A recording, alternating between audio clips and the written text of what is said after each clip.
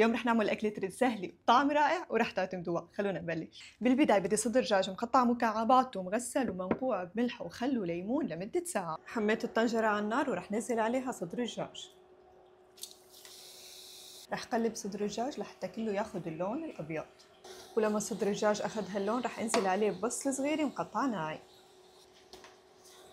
البصلة دبلت وهلا رح نزل القرنفل وحبة هار، وبننزل عليهم بالسمن الحيواني أو الزيت اللي انتو بتحبوه.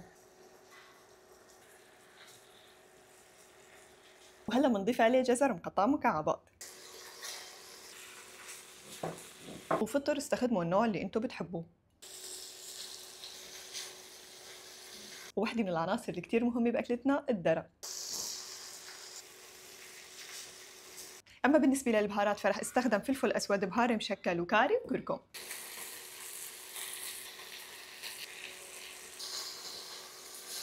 وهلا رح ضيف رز حبة طويلة مغسول ومنقوع نص ساعة، بس قبل ما نضيف الرز رح نزل نقطتين 3 بس من الزيت النباتي.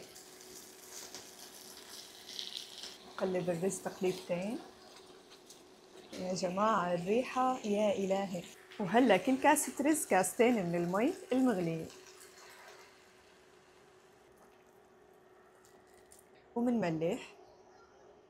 وهلا صار وقت نغطي ونحط أضعف حرارة ونقول لها شو روحي لتستوي. هيك طبختنا استوت. يا سلام. هلا انتو اكتبوا لي هذا المنظر شو بده. وهلا رح نسكب وناخذ رأي وجيه.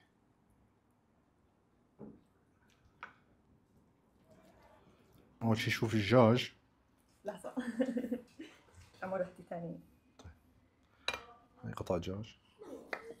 واو دايب. بس كان الدجاج دايب معناتها الأكلة خرافي. يلا بسم الله.